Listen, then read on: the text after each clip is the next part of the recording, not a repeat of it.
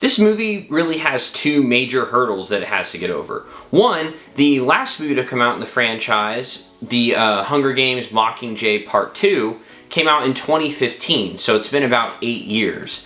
And then two, rather than it being a sequel and following and, picking up with the characters Jennifer Lawrence and Josh Hutcherson played, instead, it's a prequel series revolving around a young President Snow. So, very interesting choices, but I gotta say, it did surprise me. Hey everyone, I'm the guy with no name. Thanks for stopping by my channel. Please don't forget to like and subscribe and comment if you liked the video, and without further ado, let's get into The Hunger Games, The Ballad of Songbirds and Snakes. The plot revolves around a young Coriolanus Snow who lives with his sister and grandmother. His family used to be better off, but unfortunately they're struggling just to scrape by. The bulk of the movie revolves around the 10th annual Hunger Games, and in it, Snow is unexpectedly made the mentor of one of the tributes from District 12, Lucy Gray Baird.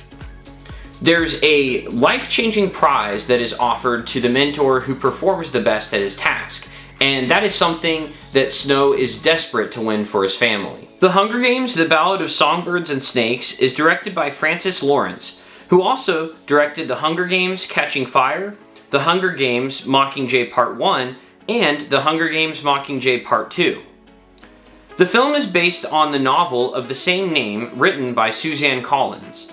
It stars Tom Blythe as Coriolanus Snow, Rachel Zegler as Lucy Gray Baird, Josh Andre Rivera as Sejanus Plinth, one of Snow's classmates and friends, Peter Dinklage as Casca Highbottom, the creator of the Hunger Games, and Viola Davis as Dr. Volumnia Gall, the head game maker of the 10th annual Hunger Games. Before I go any further, full disclosure that I have not read the book that this movie is based on, nor have I read the other Hunger Games books, though I have watched all the movies, so I did have that background at least.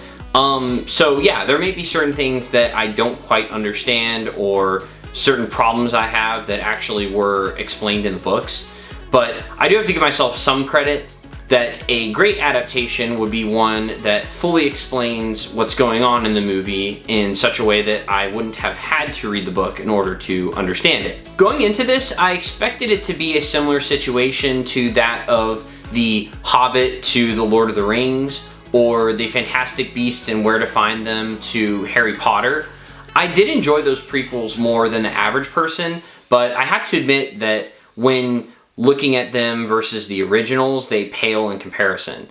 With this one, however, it's pretty in line quality-wise with the other 4 Hunger Games movies, which was a pleasant surprise.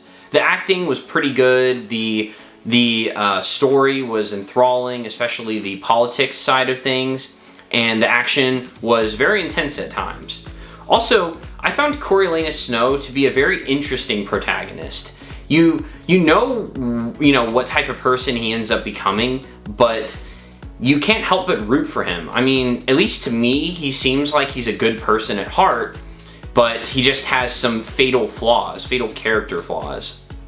Sometimes he seems like he's a victim of circumstance, but then other times he's definitely not, so he doesn't really have an excuse there.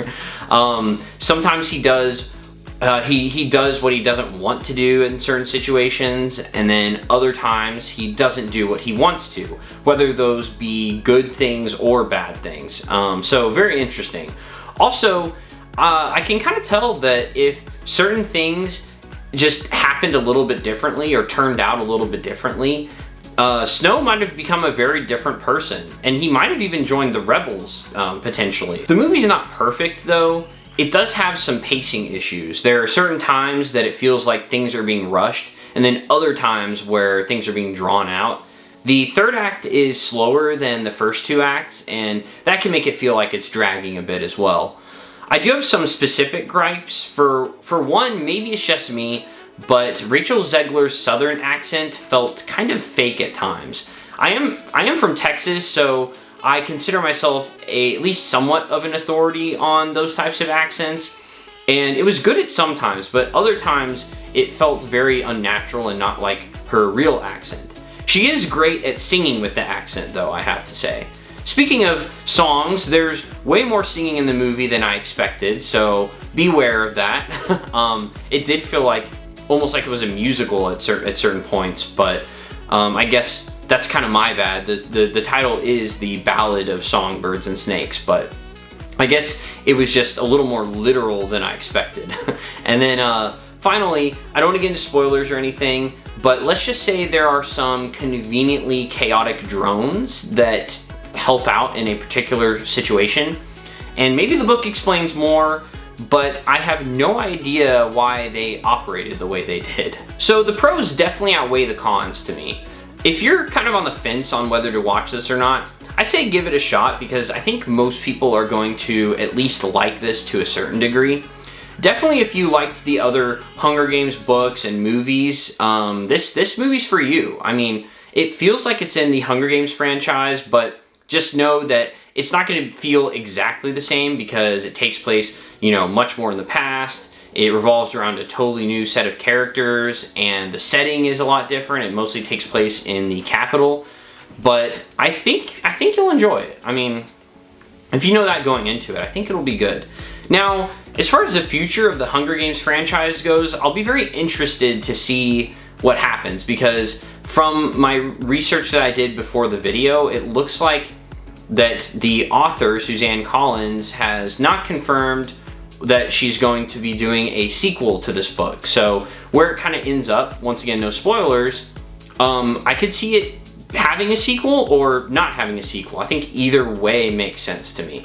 So I'm very curious. I've heard that they're going to wait and follow Suzanne Collins' lead, which I think is the right thing to do. I think that's part of the problem with the Fantastic Beasts movies, is that they didn't have an existing book that they were adapting. Sure, the Fantastic Beasts name comes from a fictional textbook from the Harry Potter franchise, and it revolves around a character that's mentioned in the books and I think the movies, if I'm not mistaken.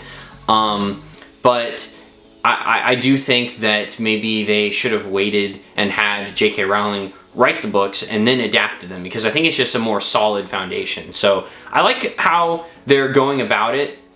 It's just, I'm curious how many years it's going to be before we get another movie based on this franchise. But I guess, you know, time will tell. I appreciate you guys watching this. Check out my other content. I got more movie and TV show reviews that are already in the can, so check out my channel, or coming up. And also I'm going to be reviewing some Christmas related stuff, because I don't know about you guys, but I do have movies that basically have a tradition of watching every single Christmas, so I look forward to reviewing those and sharing them with you. But like I said, like, subscribe. Appreciate you guys. This is Guy with No Name signing off. Let's try that again. Much better.